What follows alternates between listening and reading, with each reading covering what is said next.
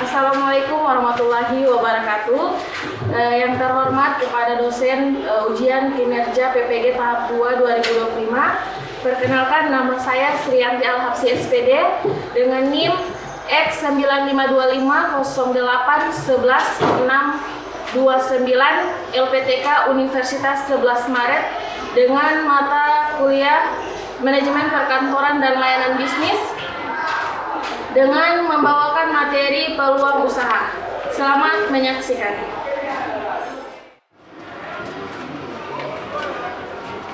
Assalamualaikum warahmatullahi wabarakatuh. Waalaikumsalam warahmatullahi wabarakatuh. Apa kabar hari ini? Baik. Sekali lagi, apa kabar hari ini? Alhamdulillah, luar biasa. Allahu Akbar. Ya, kita harus mengucapkan takbir. Gunanya apa? Supaya kita tetap mengingat Allah Subhanahu wa Ta'ala. Jadi, sebelum kita mulai pembelajaran kita pada hari ini, kita akan menyiapkan dulu situasi dan kondisi kelas. Apakah teman-teman sekalian sudah siap untuk belajar pada siang hari ini? Nah, saya mau lihat buku dan alat tulisnya di atas meja.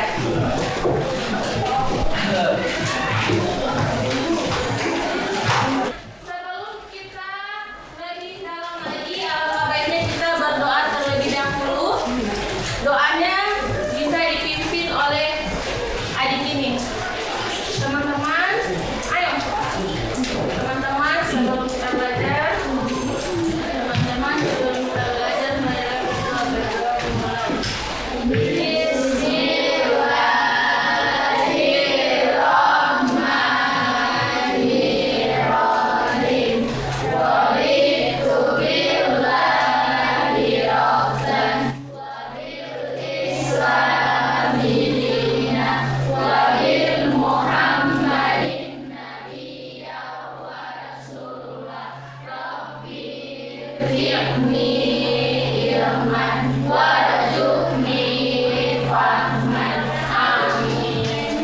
Oke, gunanya untuk berdoa semoga apa yang kita pelajari pada hari ini bisa masuk di kalian dengan atas izin Allah sehingga bisa tertanam di pikiran kalian.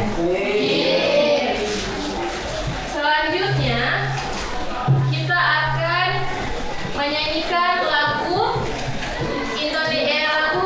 nasional Berkibarlah Benderaku. Jadi semuanya tahu ya? Ya.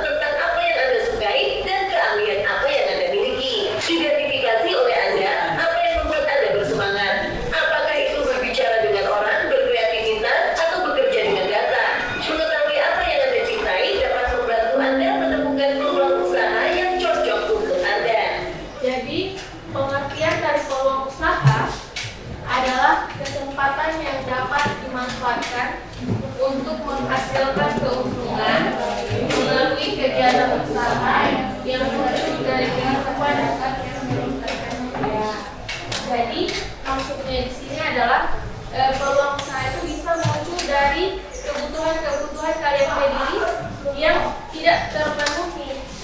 Ya. Kemudian sumber usaha. Itu ada dari perubahan tren gaya hidup. Nah, zaman-zaman sekarang ini kan suka sekali ikut tren kan? Dari masa-masa ini kan masa-masa yang ikut tren kan? Nah, kemudian ada kemajuan teknologi. Itu bisa jadi kalian hanya jual lewat WA, kalian posting sudah habis, tiba-tiba sudah habis.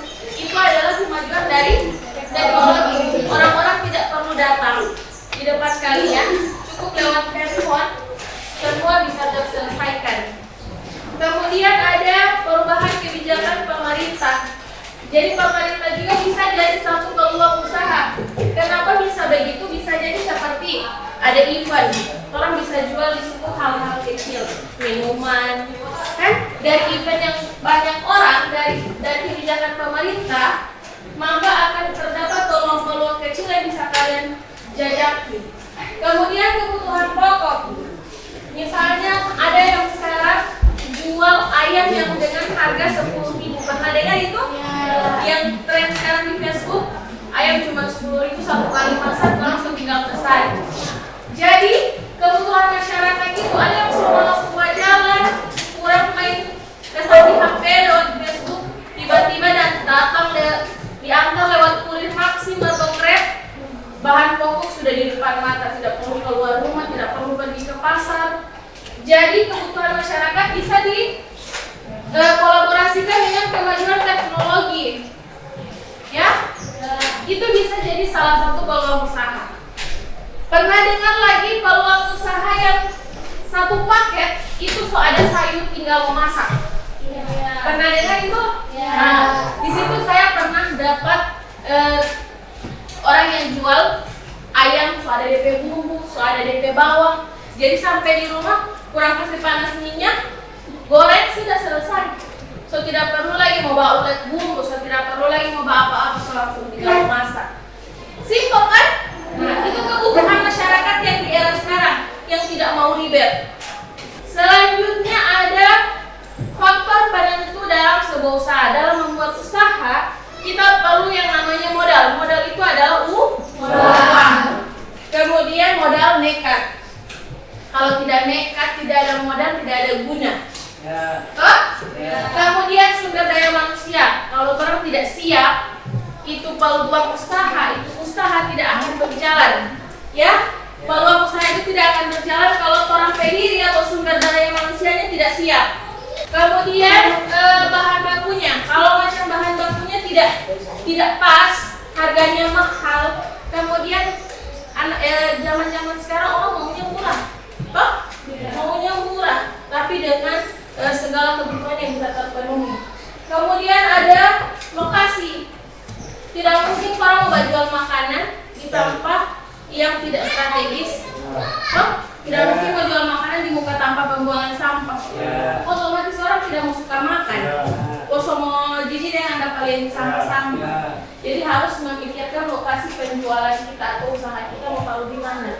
Contohnya mau suka jual beras, berarti cocoknya beras jual di mana? Pasar, benar sekali. Apalagi air minum, warung. Kalau macam ada event, orang cocoknya jual apa? Air minum kemasan. Itu bisa jadi kalau usaha walaupun dia kecil, tapi dia bisa membantu. Itu bisa jadi usaha kalian.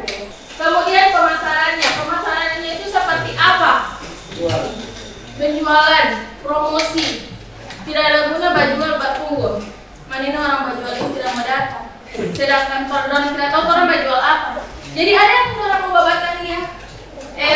Ada kue. Itu salah satu promosi ya. Jadi orang mau dapat dengan, ada orang bajual kue mau lewat. Jadi orang sama berpikir apa yang orang mau bikin supaya orang bisa makan bebek kue.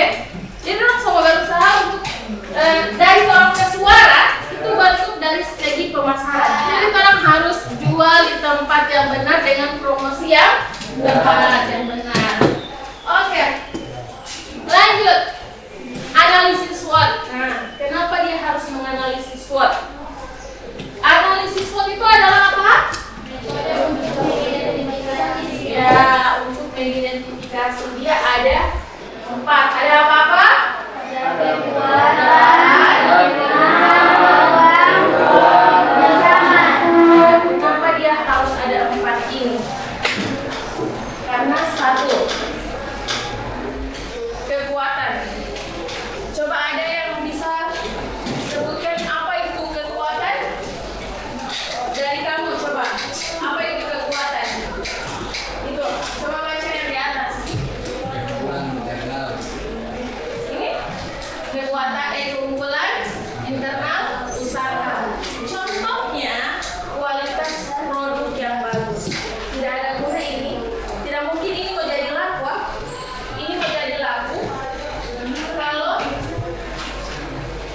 ini tidak guna dan laku.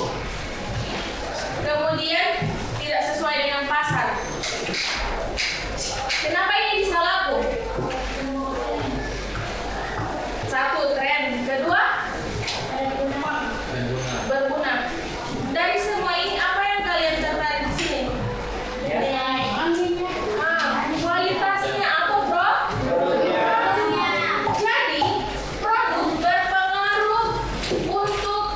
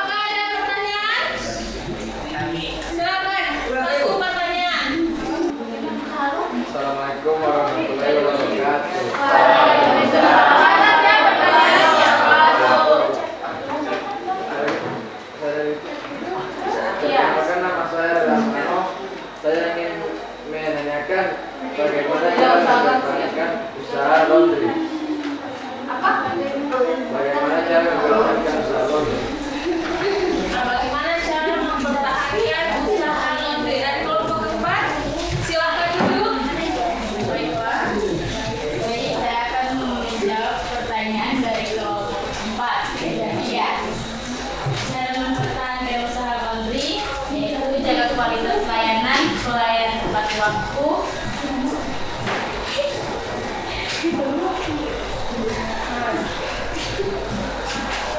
Pelayanan tepat waktu, harga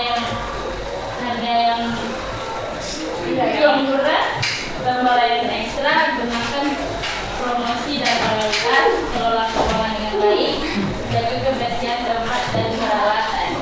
Oke, sudah? Oke, terima kasih. Tepuk tangan untuk Assalamualaikum warahmatullahi wabarakatuh. Saya dari kelompok 3 akan mempresentasikan hasil kerja kami. Apa peluang usaha yang ingin kalian lihat? Yaitu bengkel. yang usahanya adalah bengkel. Ayo lanjut. Apa kekuatan usaha tersebut? Kekuatan usaha bengkel meliputi permintaan pasar yang besar karena populasi kendaraan terus meningkat serta kemudahan pengelolaan bisnis yang bisa dimulai dengan modal relatif kecil. Apa kelemahan dari usaha tersebut? Pertama, ketergantungan pada keahlian teknik. Kedua, ketergantungan pada suku cadang. Ketiga, persaingan yang tinggi. Apa ancaman yang terjadi apabila kita mendirikan usaha tersebut? Persaingan ketat, perubahan tren pasar, kondisi ekonomi yang stabil, regulasi pemerintahan yang membereskan, resiko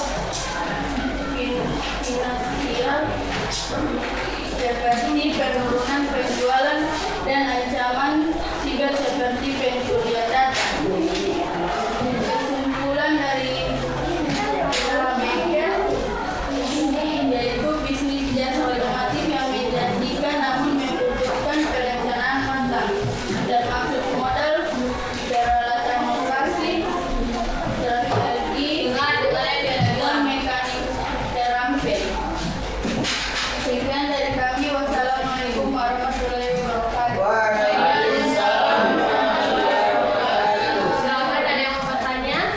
Oke, kelompok 1 silakan.